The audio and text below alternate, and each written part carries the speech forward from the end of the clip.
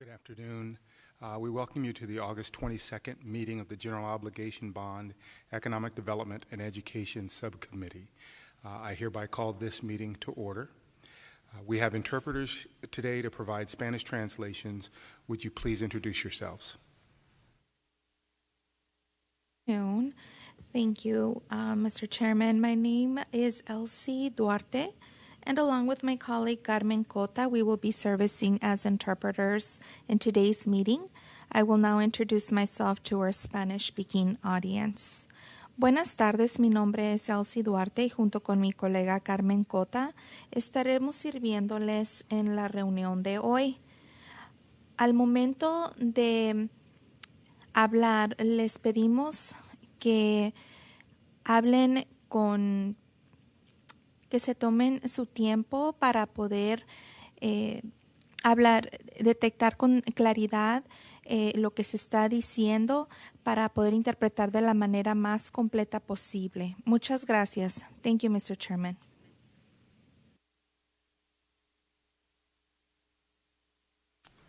Thank you. My name is Robin Reed. I am pleased to chair this subcommittee. I am the president and CEO of the Black Chamber of Arizona. May I ask that the other members of the subcommittee introduce themselves?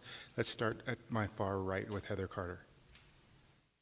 Thank you, Chairman Reed. Heather Carter, Executive Vice President of Greater Phoenix Leadership. Honored to serve on this committee with you. Thank you. Good afternoon, Larry Sandigo with the Arizona Board of Regents. Happy to be here.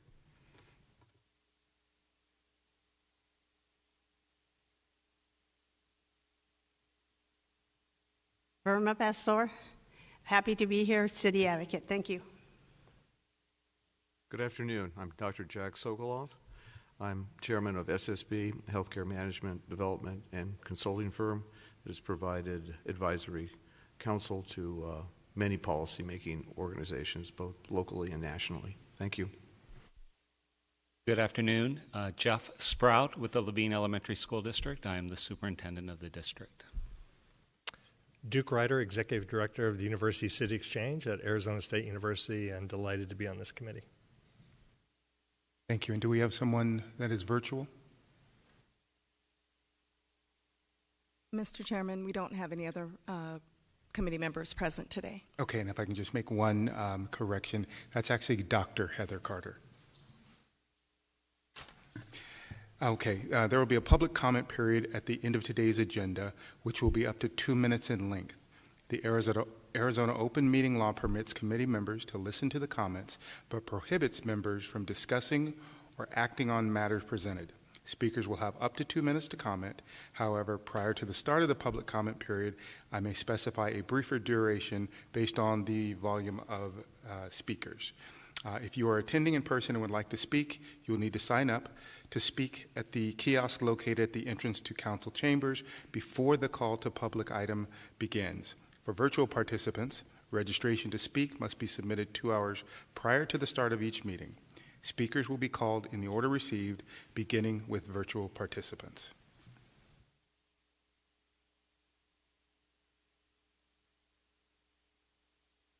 Our first agenda item is introductory remarks.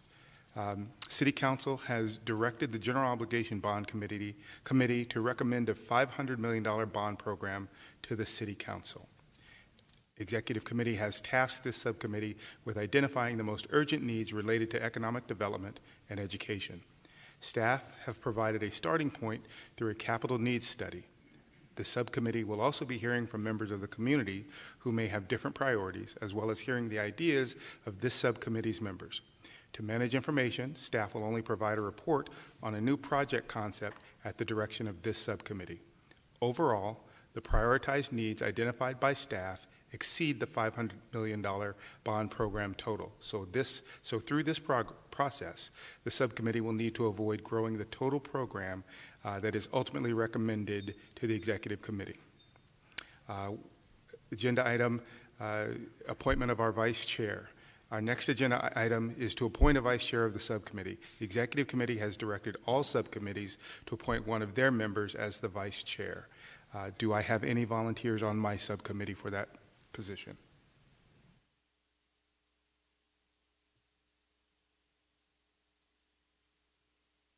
Thank I would you. like to nominate Dr. Heather Carter. I think she'd be a wonderful vice chair. Thank you, Dr. Sokolov. Okay, and Heather, is that okay with you? Thank you. I graciously accept. Excellent. Thank you very much. Okay, so the next thing. Mr. Chair, members of the subcommittee, I just think there needs to be a formal motion and vote on that item in order for Dr. Carter to become Excellent. the vice Thank chair. you very much. So I believe Dr. Sokolov made the motion. I believe Larry seconded the motion. So all those in favor? Aye. Aye. Aye. Any opposed? Motion passes. Okay. Our next agenda item is a staff presentation of the capital needs study. There will also be an opportunity for subcommittee members to discuss any projects they believe are critical that are not in the capital needs study. I will turn the meeting over to the staff for the presentation. Chairman Reed, my name is Ginger Spencer, and I'm a Deputy City Manager here with the City of Phoenix. I would like to actually introduce our panel members that we have in front of you today, representing various city departments. So to my immediate right, we have Ms. Christine Mackey, our Economic and Development Director. Next to Christine, we have Roseanne Albright with our Office of Environmental Programs. Next to Roseanne, who you've heard from, is our attorney, Mr. Thomas Stack. And then next to him, we have Mr. Chris Fazio from our Budget and Research Department. And with that, I'm going to turn it over to Ms. Christine Mackey for our presentation today. Thank you so much, Ginger. Chairman Reed, committee members, we're excited to be here today to talk to you about a great time in the City of Phoenix's history, and that is the ability to bring a bond program back. I know Ms. Spencer and I talk about how exciting this is to get a bond program back and to move forward with some much needed projects here for the city. My team will oversee the Economic Development and Education Subcommittee, of which you are graciously offered to be our committee.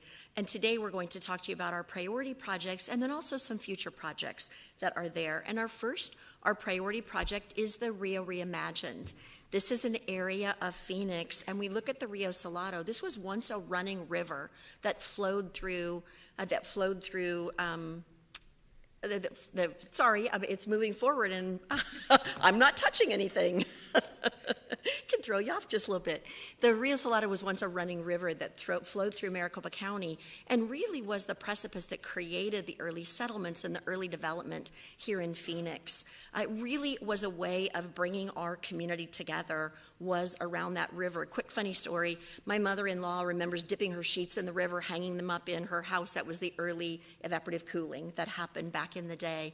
But over time, that area really fell into different types of uses that we see there today, more heavy industrial. In the 1960s, ASU conducted a study that led us to understand, really reimagining and rethinking the Rio Salado.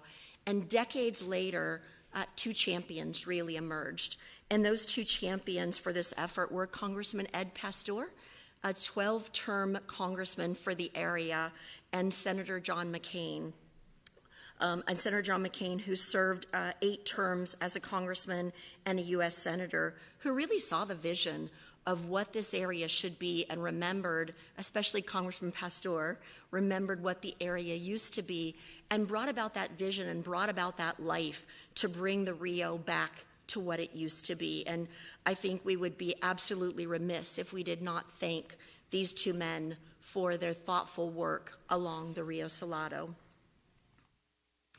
As we look moving forward, we kind of as a summary, the funding we would propose to move forward would be through a land acquisition program. This would be for the acquisition of multiple sites, not just one site. When we look, the community is really invested in a number of plans in the area, whether it is the Rio Reimagined, whether it's the Beyond the Banks Area Plan, the Del Rio Brownfields Plan, the Del Rio Parks Master Plan, the South Central Transit-Oriented Development. The community has invested extensive amounts of their time in preparing what this area should look like. If we look at the current trends of development in the area, we see what the tremendous focus on Phoenix in industrial development has. We have a lot of industrial developers who now are, they're kind of done pushing out in the far outskirts of the region and are interested in sites that are closer in the central city. And a number of these sites are zoned light industrial and heavy industrial, so their zoning is already allowing for these industrial uses. And those allowed zoning uses and those land sites do provide us obstacles to execute on the plans that the community has spent so many years moving forward. The program that staff is proposing would allocate funding over a number of years to acquire strategic parcels. As I said, not just one parcel, but multiple parcels. Staff would propose that in the 5 years, $23.5 million be allocated through future land acquisitions in this area that the city would own. As we look at the scope of work that staff would propose with the $23.5 million, it would really be to prepare sites along the Rio Salado for development in conjunction with those plans I read at you for you in the beginning, what the community had long envisioned. So it is land acquisition, it is preparing parcels in pre-development, whether it's environmental assessment, whether it's cleanup, any rezoning that would be necessary of these particular parcels. And then once they're in the city's ownership, we tend to conduct a request for a proposal process. We take it out to the broader community and we bring in ideas that the community proposes or developers propose or other surrounding landholders propose as to what should move forward. We do set a scope as to what the council and the community wants to see with that, but we take it out through a very competitive process so we get the best and the brightest back on our properties. When we look at the cost elements, we propose spreading that evenly over a 5-year period. Now, there are not a lot of land sites that we could acquire for $4.7 million in any given land. We've done a good job at driving up costs of land in Phoenix, that is for certain. But we could combine 2 years together to acquire the land site that we needed. We could strategically work and often have worked to couple multiple fiscal years of funding together to make a strategic land acquisition. Or we could find a land site, work with the property owner, and we would pay them over 2 fiscal years. We've got lots of creative mechanisms by which we could move multiple land site acquisitions forward. At this time, we have no other source of funding planned for land acquisition along the Rio Salado, and we would really have not much no other ongoing expenses are planned, but any city-owned land sites, it's wrapped within the department's budget to be able to keep the land sites clean. We fence them up, we protect them so that nefarious things don't happen on our land sites. When we look at those prioritized projects and why we've selected what we have, we really look at the history of those plans and how much the community has been involved for decades, going back to the plans that Arizona State University set forward in the 1960s and the work of Congressman Pastor in moving these land sites forward in really reimagining the Rio. We've not seen the development interest in the short term that really aligns with the plans that the community has created. The interest we've seen in development in the short term is more through heavy industrial development, whether it's asphalt, whether it's concrete, and now some light industrial moving through the area. But when you look at the plans, when you read the plans that were created, it really is imagined through the Phoenix section of the Rio Reimagined is community gathering places, kind of our San Antonio River Walk. Places for housing along the river, places for incubators and education and other things that are along that area. So not really what you would find even in light industrial projects. If we don't come up with an alternative means to fund land acquisition, private development is going to take care of that all on its own. And these are land sites that are already zoned that can move forward without any other mechanism that we have. And worry too that without that vision, without the ability to move forward, we have so many uses that are happening along the Rio today that those private sector uses, it will be decades before that vision change and we get another bite at this apple to turn the Rio into what the community had long imagined. As we look at the benefits, we do have the ability to establish some development-ready sites. So while we've not seen those community benefit uses want to come along the Rio, it really is just a matter of time. As we always like to say, it's right time, right place. And right time is approaching us. And under the city's control, we are a generational owner and we're a long-term visioner of our properties to make sure that the right things happen in conjunction with the community moving forward. It allows us to enhance the viability of the project to make it more attractive to potential developers in the future. It gives us a chance to have a seat at the table, to think about development agreements, to think about infrastructure financing, to think about rezoning and bringing those right partners. And what are those mechanisms that are missing? And we just need time to be able to identify those mechanisms.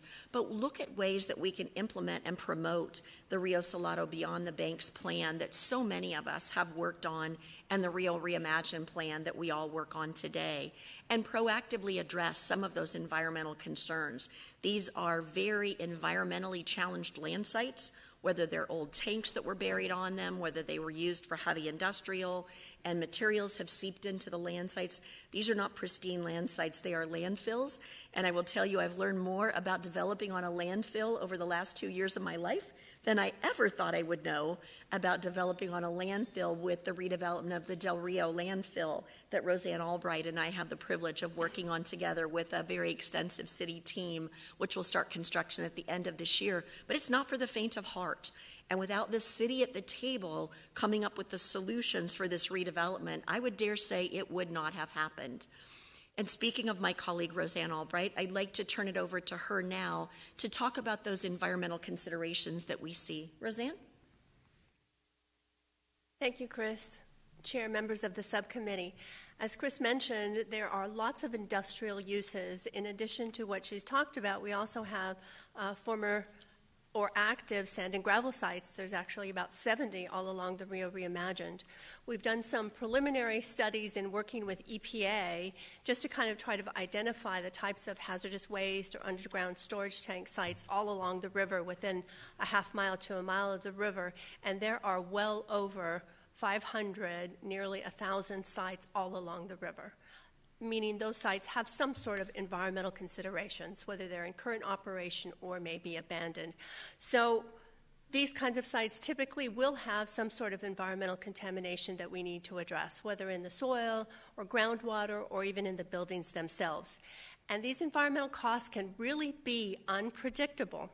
One of the toughest questions that I get asked as an environmental professional, and I think probably every environmental professional gets asked, is what would the estimated environmental costs be for these kinds of sites?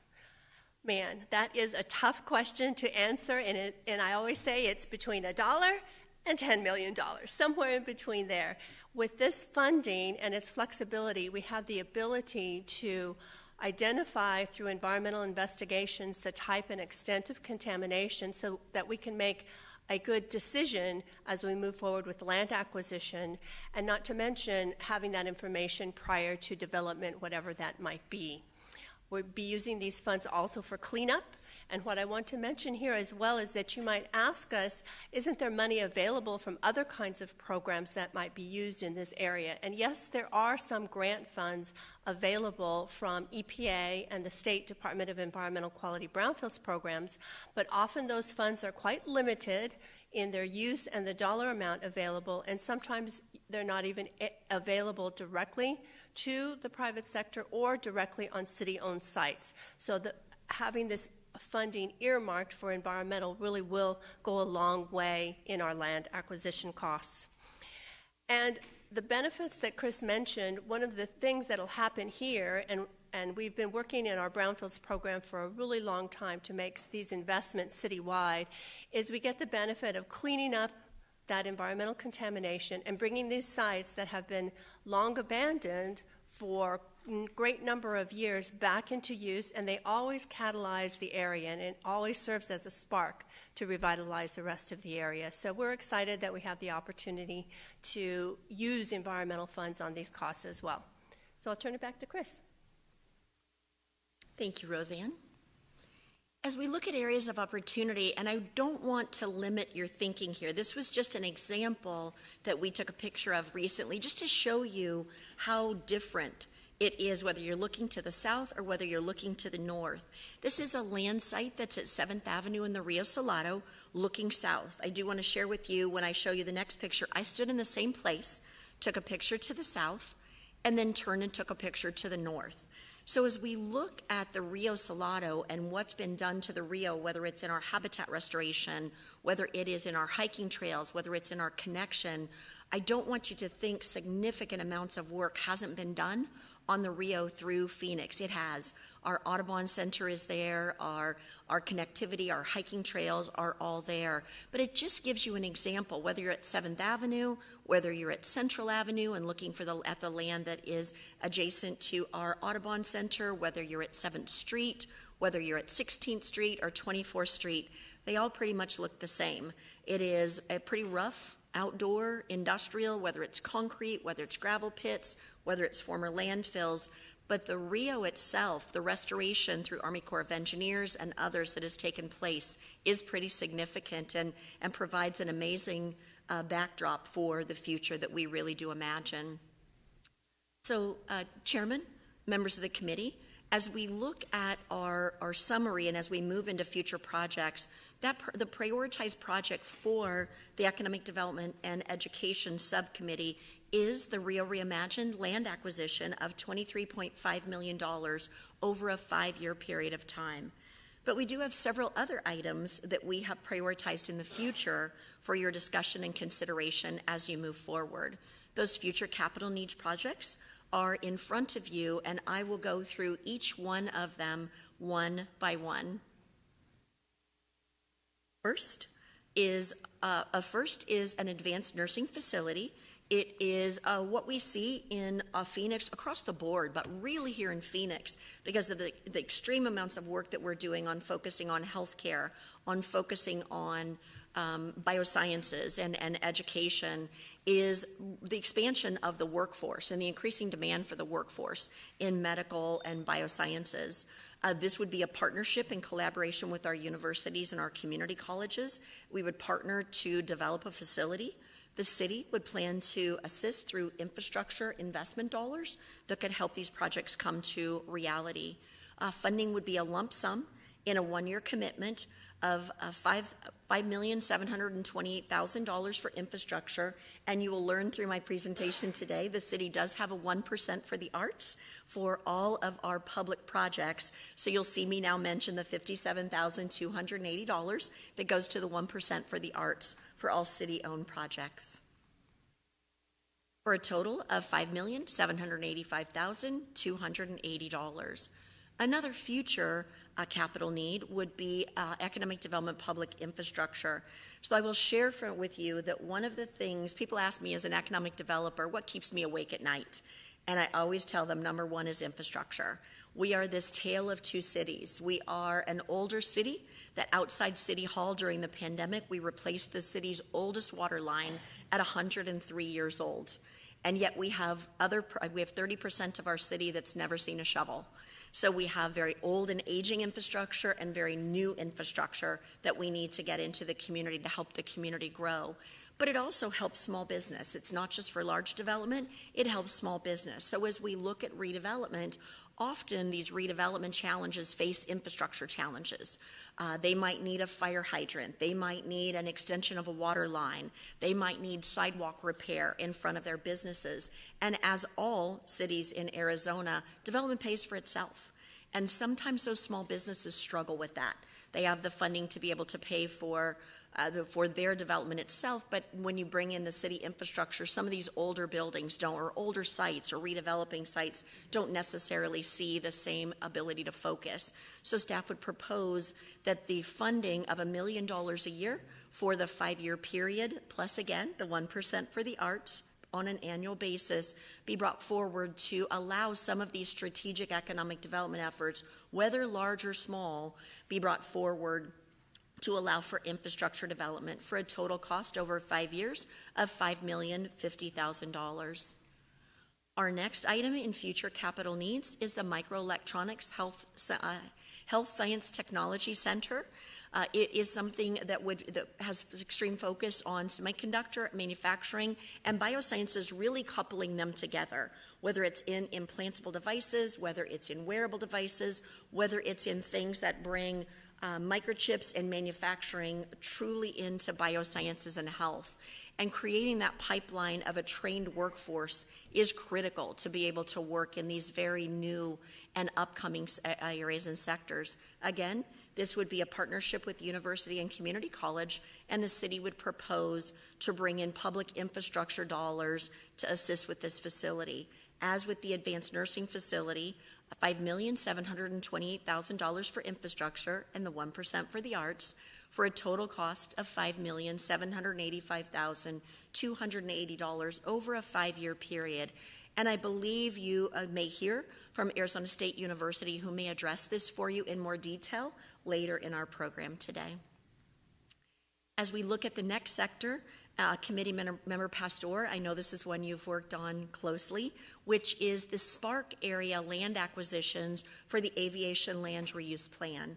The Aviation Land Reuse Plan is a redevelopment area that is bordered by the railroad tracks or Jefferson on the north, going south, just to the south of I-17 from 7th Street to 16th Street. And this is an area that the FAA, the Federal Aviation Administration, and the City of Phoenix partnered on in the 80s, 90s, and into the early 2000s to do land acquisitions through noise abatements. So we had voluntary programs where people were relocated, they were paid fair market value for their land.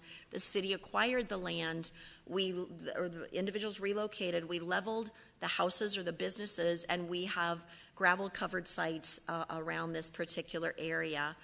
But it was done through voluntary. So you might have 3 sites in a row that are gravel. You know the City of Phoenix owns them if they're graveled up. Then you might have 2 or 3 houses. Then you might have 2 or 3 sites we don't own. And then another house or another site that our aviation department in the City of Phoenix owns. And that kind of that cobbling together of the disparate land sites has left an area that's very challenging for the redevelopment strategy that the community went through a 2 years process to create. That process was that plan was adopted by the Phoenix City Council in 2017 and was submitted to the FAA a year or so ago. And that plan really shows how the community sees this area redeveloping as community benefits area, as incubators, as restaurants, as outdoor community gardens, as public open spaces, as parks, and really reimagines how this area would redevelop. So staff would propose that we would propose to fund in future capital needs $500,000 a year to begin acquiring those land sites that are those gaps so that we can create some developable land sites that we would take out for request for proposal or we would take out for some other types of redevelopment. The total cost over a 5-year period of time, $2.5 million, where we could begin to acquire. We do stay in constant connection with the landowners. We know the sites that are interested in selling today, and there are some strategic land sites, about 11 of them, that we could quickly acquire that would allow for some great redevelopment opportunity. Chairman Reed, members of the committee, that concludes my presentation, and we would love to take any questions that you might have. Thank you, Chris. I will open the meeting to subcommittee members for comment and discussion.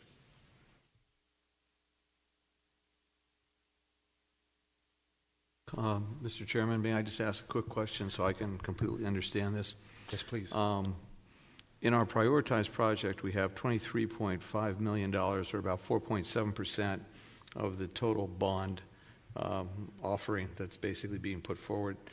In the future capital projects, which obviously aren't funded in that $500 million, you have an additional $19.1 million of identified prioritized potential expenditures, and you've identified 4 key areas that you think are most optimal.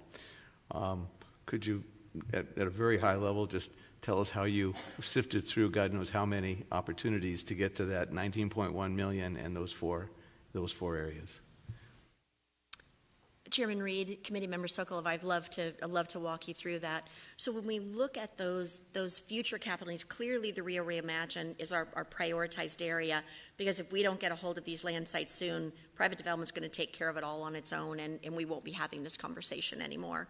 When we look at those 4 prioritized areas, we look at areas that staff brought forward aviation land reuse strategy. It's something that my team has been charged in working with the aviation land reuse team to bring redevelopment to the area. So we knew of the great need in that particular area. As we look at future items, Arizona State University did approach the City of Phoenix about the opportunity to participate together and continue bringing forward some of the quality projects that we have done in the past through past bond experiences and through past developments. We've had incredible economic impact from our projects in working together. And as we look at infrastructure, again, infrastructure near and dear to my team's heart, that was something that staff brought forward as something that we thought would be of a great opportunity for us today. Thank you very much. The reason I call my attention is, as the past chairman of Phoenix Children's Hospital, I know of the nursing program that's been completed with or continues to go on with ASU, and it's been a remarkable success. So thank you for your insights. Thank you.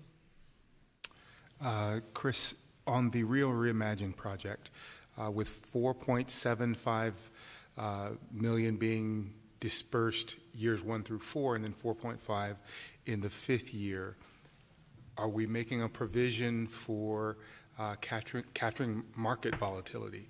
Are we protected on the upside from the market running away from us, or are we positioned to benefit on the downside if the market gets low and we can get more value for the dollar? Is that allowed for in this proposal?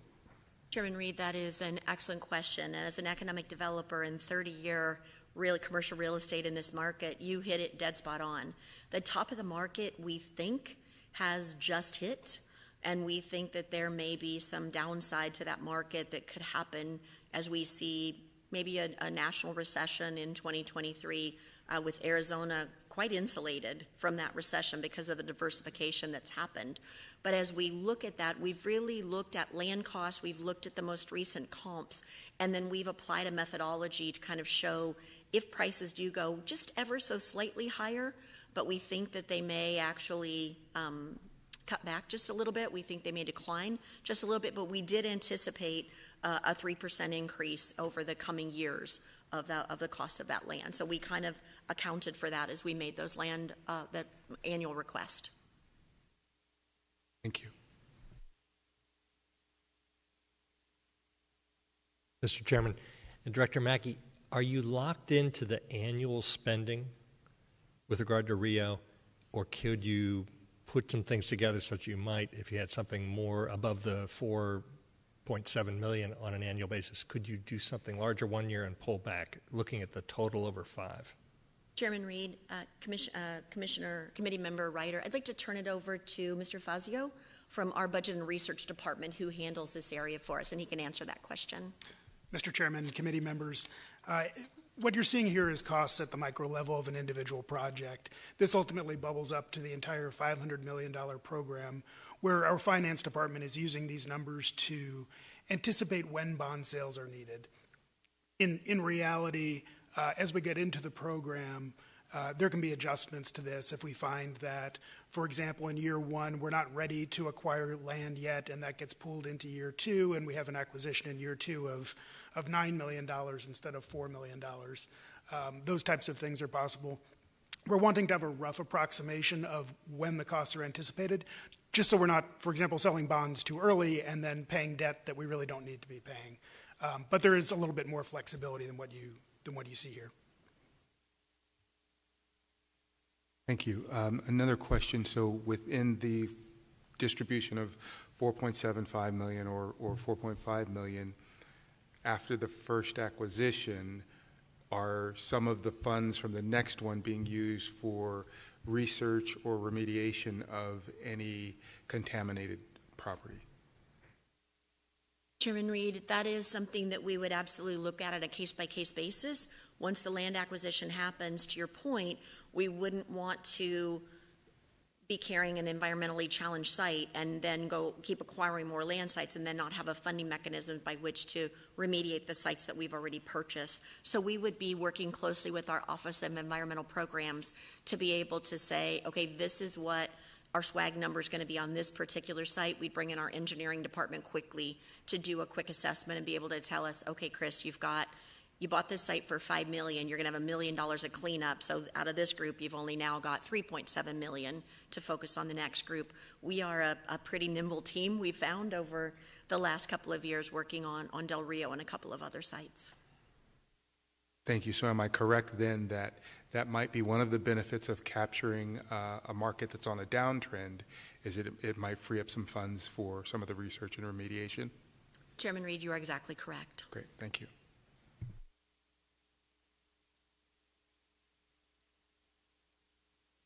Chairman Sokolov. Thank you. I'm sorry. Just to follow up on Chairman Reed's comment, we raised $750 million for the financing of the Phoenix Children's Hospital addition, I guess about 8-9 years ago, and we did it in tranches. How do you strategize your tranche strategy? Is it consistent with what Chairman Reed's talking about, or how do you go about that? Mr. Chair, committee members, the current anticipation is that these bonds would be sold in 2 tranches, informed by the cost projections. Once we finalize the total project list through the executive committee and through city council and understand exactly which projects are included and what the cost projections are for those projects, that timing would be fine-tuned. Okay. Mr. Chair, Director Mackey, thank you so much for the presentation, and I'm really excited about all of this. And one of the things you said was that Rio could become like San Antonio's Riverwalk. Assuming all goes well, when could we see that vision come to fruition?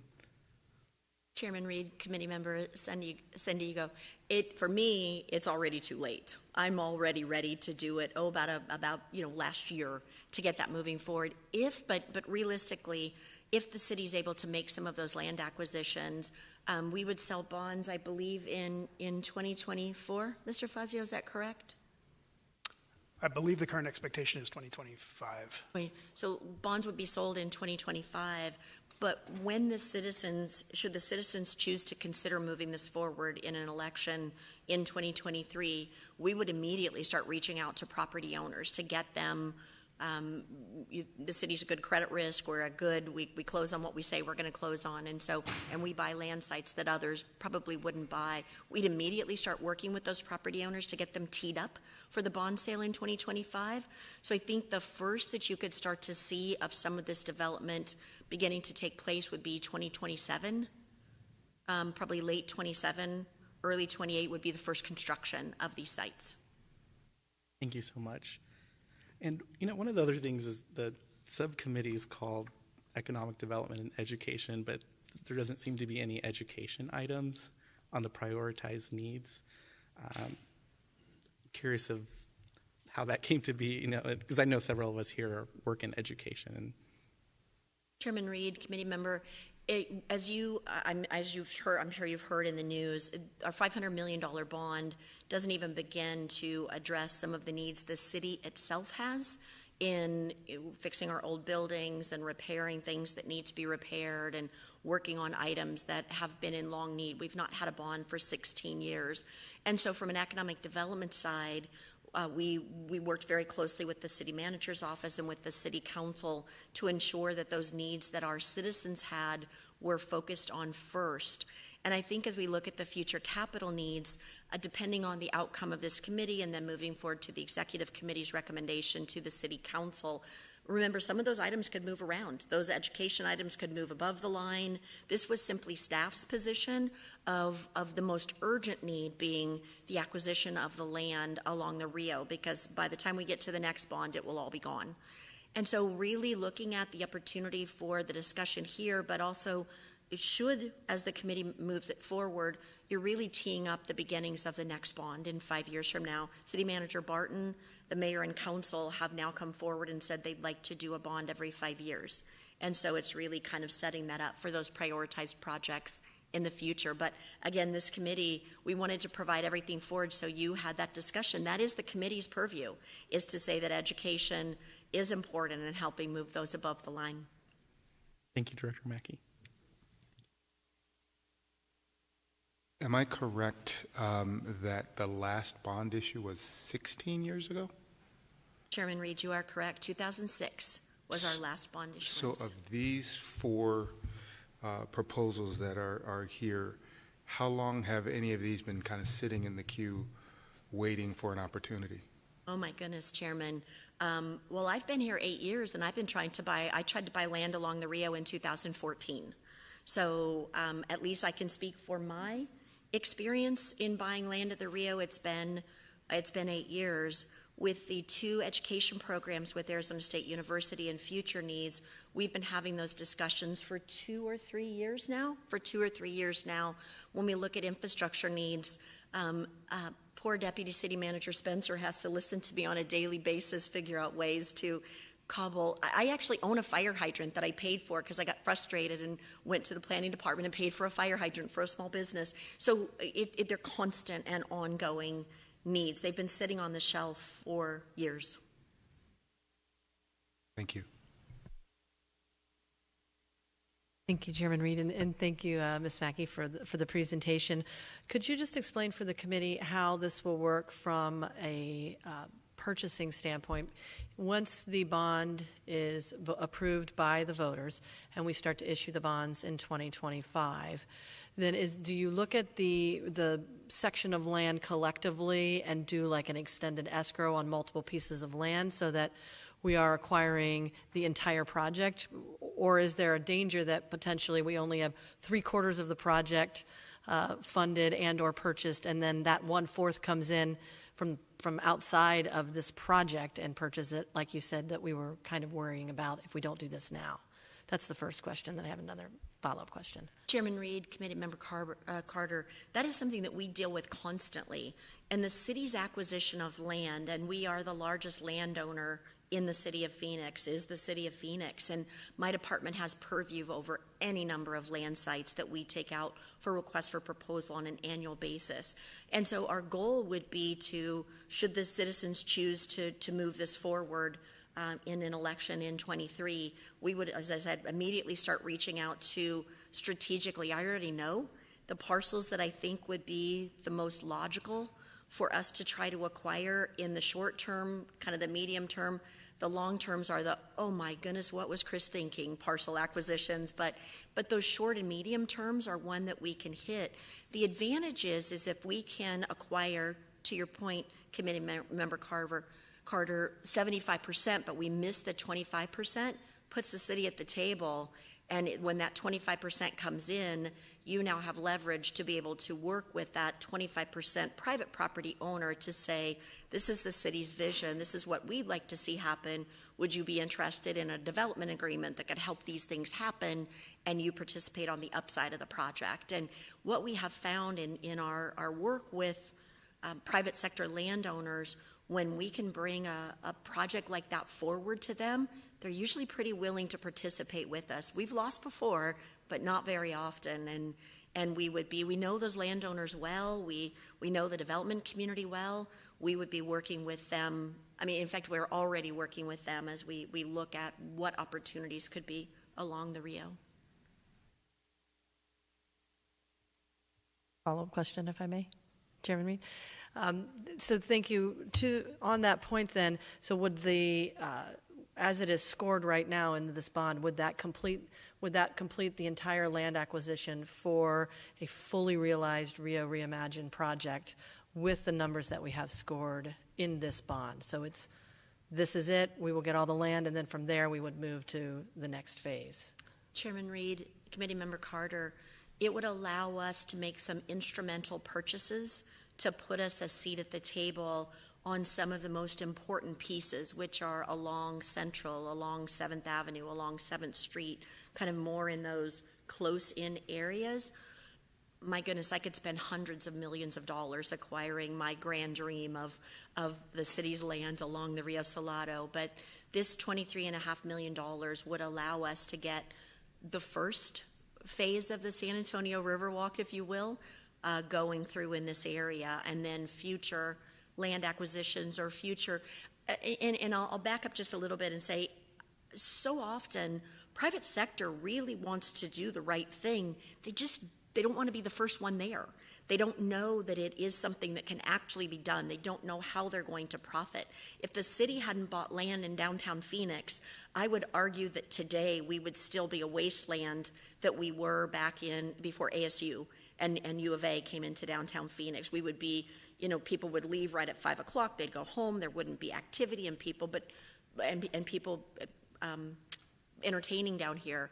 But I would argue that the city bought some strategic parcels, small strategic parcels, that put us a seat at the table that showed people could live in downtown Phoenix again. You could build new office buildings. You could build new biosciences buildings in downtown Phoenix, and it made others not afraid anymore. They went, oh my goodness, the city was right. We can do this. And now private sector is really lifting on its own weight in downtown Phoenix. Think of the Rio that exact same way. The city needs to acquire these strategic parcels to prove that this can happen, and then private sector will take over and do what private sector's meant to do. I firmly believe that. Thank you. And Chairman Reed, last question. So can you just explain how this, obviously the Rio does not only run through Phoenix, can you just, for the record, just explain how that's going to fit into your neighboring city partners? Chairman Reed, Committee Member Carter, great question. So there are 5 cities that are part of the Rio Reimagine Committee that is overseen by Arizona State University. And of course, Tempe's is easy to see. It's called Tempe Town Lake. And that was a vision of the Tempe City Council and the citizens of Tempe, and they've executed it brilliantly. Mesa has its own vision that is documented in the Rio Reimagine plan. The city of Phoenix does as well, as does Avondale and Buckeye. And as we continue moving through those particular areas, we each have our component of the Rio that we have documented and how we will move it forward. And this part is the portion of Phoenix's strategic plan that is clearly documented in the Rio Reimagine plan. But we have monthly meetings with all 5 cities, with private sector, with the universities, with Army Corps of Engineers, with others, to talk about ways to be able to redevelop this area. There are 100 people that are in those monthly meetings where we brainstorm and work together.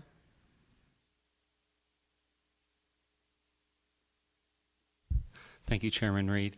Director Mackey, going back to the infrastructure slide that you went over, $5 million over 5 years, it seems like strategic is the key word today. And you state that they will strategically use this money on infrastructure. How does the city determine strategic use of this fund, and what infrastructure projects will be funded?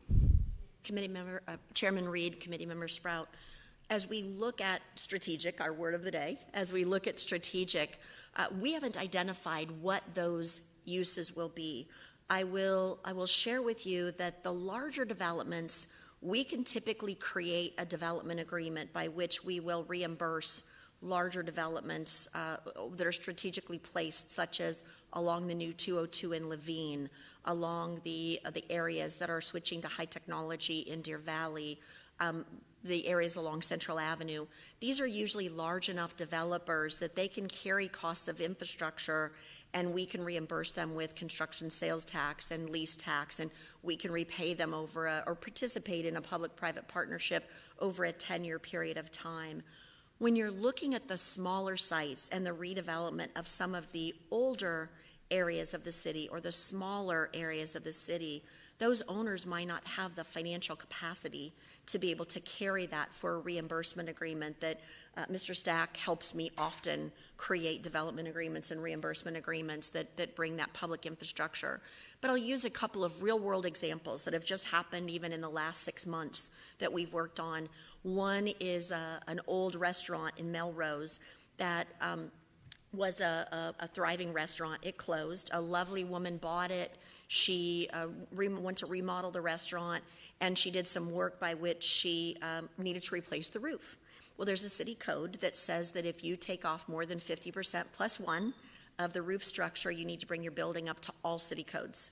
And so she got caught in this place of now having to bring up fire sprinklers, having to bring up water pressure, of having to bring up all these things. Great, thriving business, but she doesn't have the ability to carry $200,000 of infrastructure where her little restaurant might do a reimbursement agreement.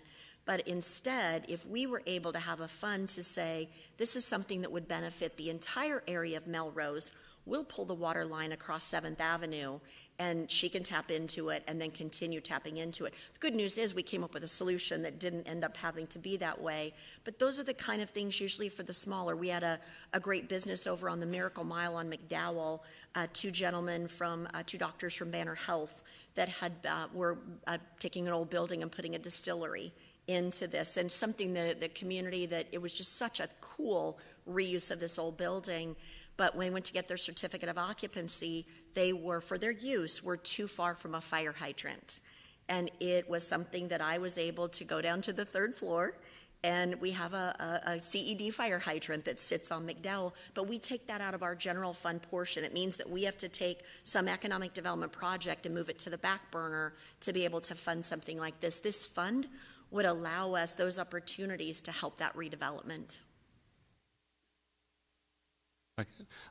And I'm assuming that we have other sources for infrastructure as well, right? That the city uses for larger projects and things like this. Chairman Reed, Committee Member Sprout, we do. We'll often do reimbursement agreements. We have capital improvement programs. We have impact fees that will focus on arterial streets. The city that's what the city does best, is build infrastructure. And when we know something's coming into a specific area, we knew that the 202 was coming through, and so we looked at how can we get ahead of that infrastructure. We look at those key areas. I'm going to stop using strategic today. We looked at those we can look at those key areas in our 5-year capital improvement program, but that isn't something that really focuses on these smaller projects. But yes, we have infrastructure is our specialty.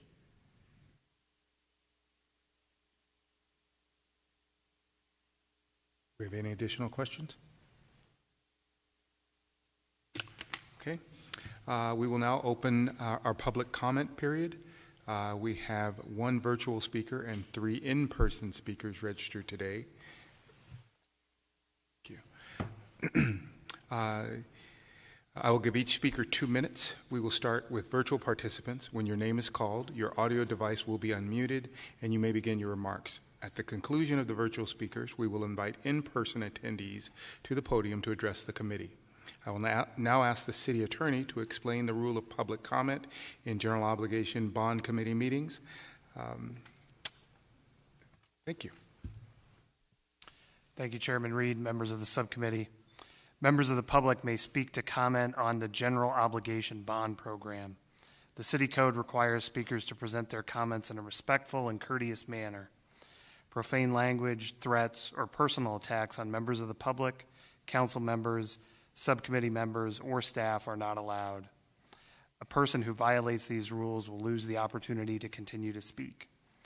The subcommittee and staff cannot discuss or comment on matters related to pending claims or litigation. Thank you, City Attorney. I will now ask the staff to call off the speakers. Our first virtual speaker is Christopher Murphy. Christopher, are you on the line? I am. Can you hear me? Yes, I can. You may proceed. Thank you. My name is Chris Murphy, and I am both a resident of District 1 as well as a 29-year veteran of the Phoenix Fire Department. I appreciate the work that is being done for the general obligation bond in regards to economic development and Rio Reimagined. A comment by staff, however, was very important. Quote, the $500 million does not begin to cover all the needs of the city or citizens, but we have to move the critical items above the cutoff line. This is very telling. Every citizen of Phoenix needs to know and understand the crisis currently going on in the fire department and how it directly affects them. Since 2010, the population of Phoenix has grown 21%. During that time, calls for EMS and fire service have increased by 64%. But unfortunately, the resources to deal with these emergencies, such as firefighters, paramedics, fire trucks, and stations, has only grown by 2% during that same time. The time it takes for us to get a fire truck to your home for a fire, heart attack, or drowning has gone up 80%, from 5 minutes to 9 minutes. And there's currently only 1 ambulance to serve every 19 square miles. If nothing is done, these response times will increase to 13 minutes by 2030. And truthfully, people will die despite our best efforts because we can't get there fast enough to help you. However, we can make a change that can reverse this dangerous trend. We need full restoration of the fire department's request for the general obligation bond, which includes 4 new stations, 4 replacement stations, 13 additional fire trucks, and 7 additional ambulances. We need to move these back, quote, above the line, so to speak.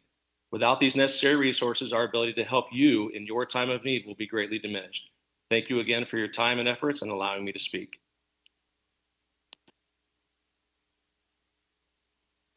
Our next speaker is Ruben Alonzo in Upper Council Chambers, followed by Sally Morton. Mr. Chairman, members of the committee, my name is Ruben Alonzo. I'm with ASU's Office of Government and Community Engagement. And I wanted to talk to you today. My colleagues, Sally and Grace, will go into more detail into our proposal, but as Chris alluded, for many years now, the ASU team has been working with the city and CED on some of these discussions and proposals that you see in the presentation.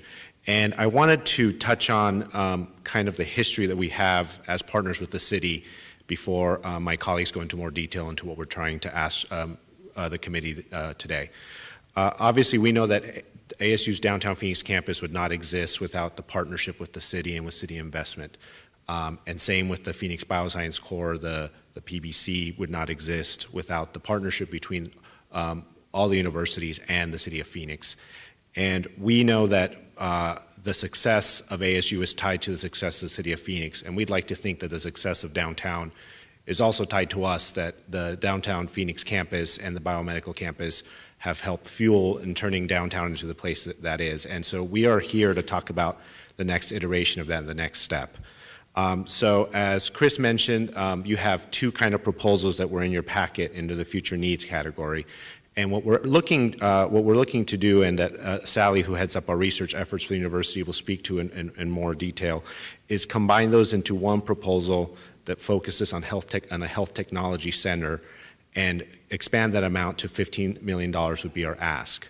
Now, I know that the discussion about kind of needs that are pressing and things that are going to happen in the future, we know we will continue to work with the city to grow our efforts in the city of Phoenix, but we also know that these emerging technologies take a long time to build up and create. If you start building a building now to staff it up, to work on this kind of research technology, it's not a thing that happens overnight, and so I would argue that it's something we need to begin on now.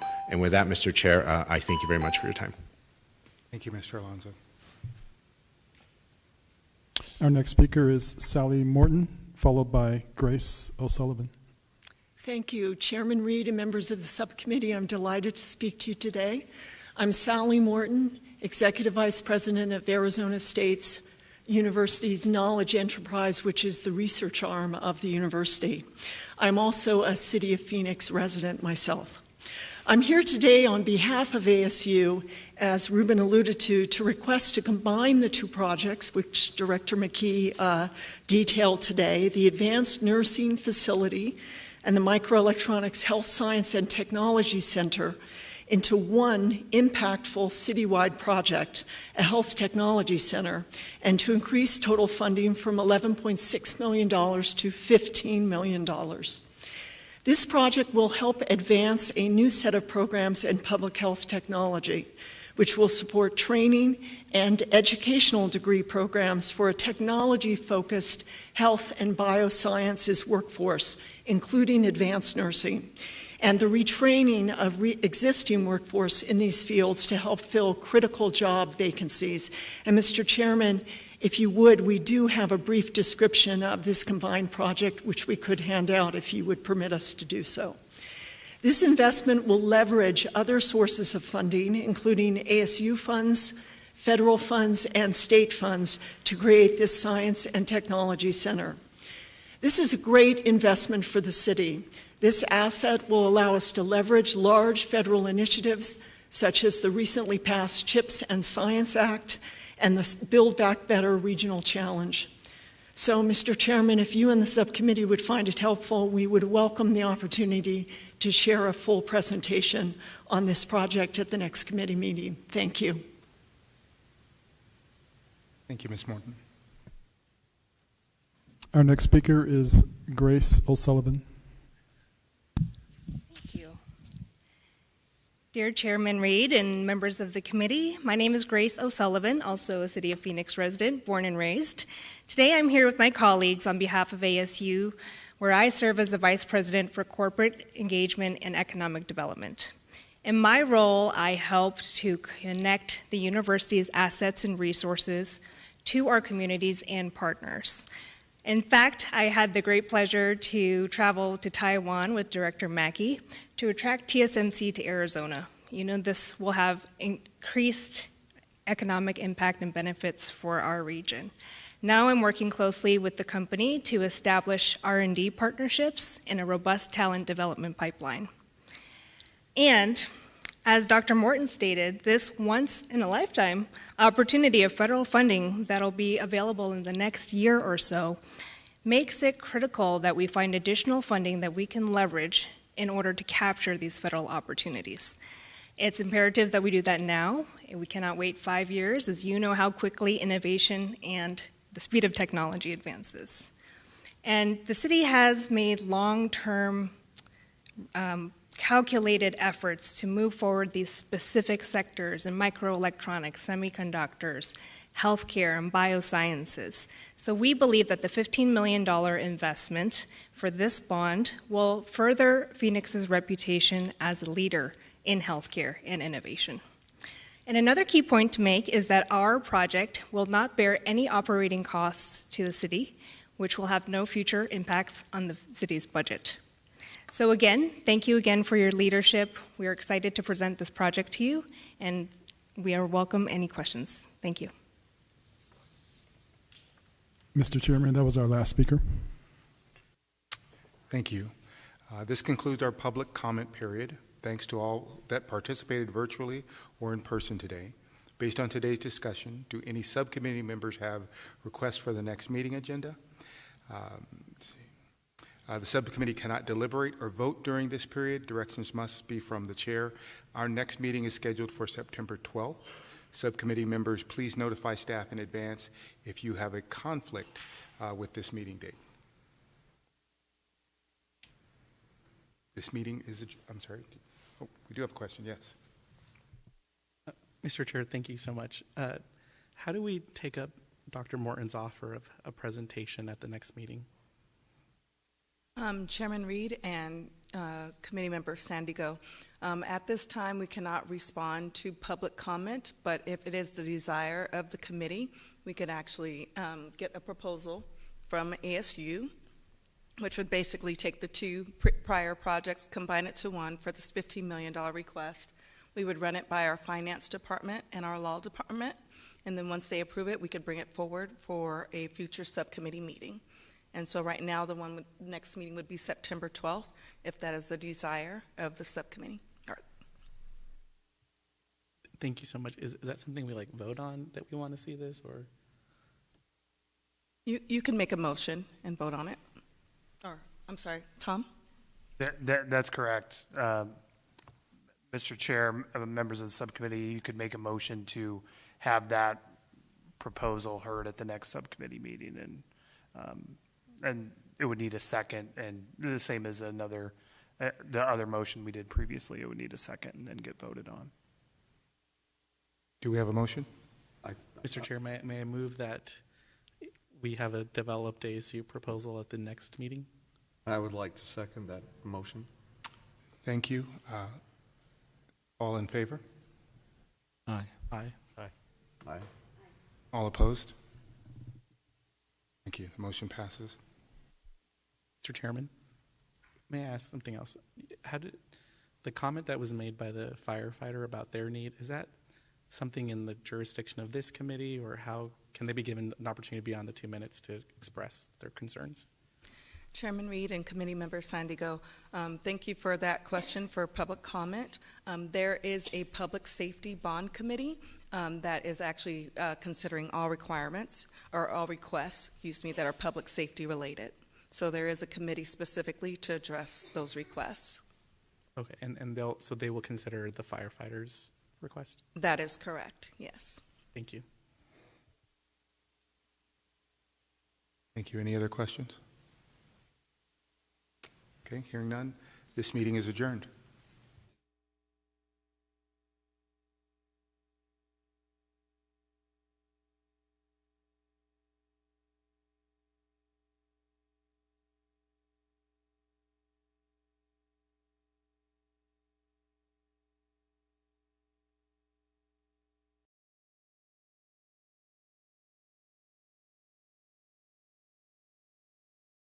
The City of Phoenix is distributing $106 million in federal emergency rental assistance dollars to people living in Phoenix. If you need help making rent or covering utilities, Phoenix is here to help. ERA money can go toward paying rent, including late and court fees. It can be used for utility bills, such as electric and gas. And it can cover city services bills, like water and trash. There are 2 ways to apply for the Emergency Rental Assistance ERA program offered by the City of Phoenix. First is over the phone. Call the Human Services Department at 602-534-AID or 2433. Monday through Saturday, 7 a.m. to 6 p.m. The appointments are scheduled on a weekly basis starting Mondays. Once your phone appointment is scheduled, you will get an application to fill out, sign, and return electronically. You must complete the application and gather required documents before your appointment. We will go over the required documents more in just a moment. The second way to apply is through an online portal. This portal can be found at Phoenix.gov/rentassistapply. If you take this route of application, everything is done online or over the phone, including the upload of all required documents. Now, about the required documentation. There are 8 items you will need to provide before being considered for Emergency Rental Assistance Program funding. First is proof of residency in the City of Phoenix. This can be your driver's license, work or school ID, public benefit award letter, utility bill, lease agreement, or any other reasonable source. Second is proof of all gross income for the last 30 days, including pay stubs, self-employment ledger, current year Social Security award letter, child support, and any other sources of income. Third is proof of financial crisis you've experienced during the COVID-19 pandemic. This can include a letter from an employer showing termination or reduced hours, or a verification of any unexpected expenses paid. For numbers 2 and 3 only, if you are unable to provide these documents, a written statement will be accepted. The fourth item you'll need to gather is your current lease agreement. Fifth is proof of identity. That can be your driver's license, work or school ID card from health benefits or social service program, voter registration card, birth certificate, family census card, or another reasonable source. Sixth is all of your current utility bills. That may include City of Phoenix Water, SRP, APS, and Southwest Gas. Seventh is notice of late rent, such as a 5-day notice, court notice, or a late statement from a property manager or landlord. Eighth and final, an additional piece of documentation required is your landlord's IRS Form W-9. Please let your caseworker know if you need assistance gathering this document. You must have all required documents submitted prior to consideration for assistance. Once you have applied, your application will be reviewed as soon as possible. Find more information at Phoenix.gov/renthelp. La Municipalidad de Phoenix está distribuyendo $106 millones en asistencia federal de emergencia para el alquiler a las personas que viven en Phoenix. Si usted necesita ayuda para pagar su renta o cubrir los cobros de servicios públicos, Phoenix está aquí para ayudarlo. El dinero ERA, por sus siglas en inglés, puede utilizarse para pagar la renta, incluyendo cobros por retraso y de la corte. Se puede utilizar para facturas de servicios públicos como la electricidad y el gas, y puede cubrir las facturas de servicios municipales como el agua y la basura. Existen 2 maneras de solicitar la asistencia federal de emergencia para el alquiler, ERA, que ofrece la Municipalidad de Phoenix. La primera es por teléfono. Llame al Departamento de Servicios Humanos al 602-534-2433 de lunes a sábado de 7 de la mañana a 6 de la tarde. Se aceptan citas semanalmente comenzando los lunes. Una vez programada su cita por teléfono, recibirá una solicitud para completarla, firmarla y devolverla electrónicamente. Debe completar la solicitud y reunir los documentos requeridos antes de su cita. En un momento repasaremos con más detalles los documentos requeridos. La segunda manera de solicitar es a través de un portal en línea. Este portal se encuentra en phoenix.gov/rent-assist-apply. Si decide solicitar de esta manera, todo es hecho en línea o por teléfono, incluyendo el proporcionar todos los documentos requeridos. Ahora Hablemos sobre la documentación requerida. Hay 8 cosas que usted deberá proporcionar antes de ser considerado para los fondos de asistencia federal de emergencia para el alquiler. Primero es un comprobante de que vive en la ciudad de Phoenix. Puede ser su licencia de conducir, identificación del trabajo o de la escuela, una carta de que recibe beneficios públicos, factura de servicios públicos, contrato de arrendamiento o de alguna otra fuente razonable. El segundo es un comprobante de todos los ingresos brutos de los últimos 30 días, incluyendo los talones de pago, el libro de registros si trabaja por su propia cuenta, la carta de beneficios del Seguro Social del año en curso, la manutención de sus hijos y cualquier otra fuente de ingresos. El tercero es un comprobante de la crisis financiera que usted ha experimentado durante la pandemia del COVID-19. Esto puede incluir una carta de su empleador que muestre la pérdida de trabajo o reducción de horas, o verificación de pago de cualquier gasto inesperado. Para los puntos 2 y 3 solamente, si usted no puede proporcionar estos documentos, se aceptará una carta explicando la situación. El cuarto elemento que deberá reunir es un contrato de arrendamiento actual. El quinto es comprobante de identidad. Puede ser su licencia de conducir, identificación del trabajo o de la escuela, tarjeta de identificación de beneficios de salud o de algún programa de servicio social, tarjeta de registro de votante, acta de nacimiento, tarjeta familiar del censo u otra fuente razonable. El sexto son todas sus facturas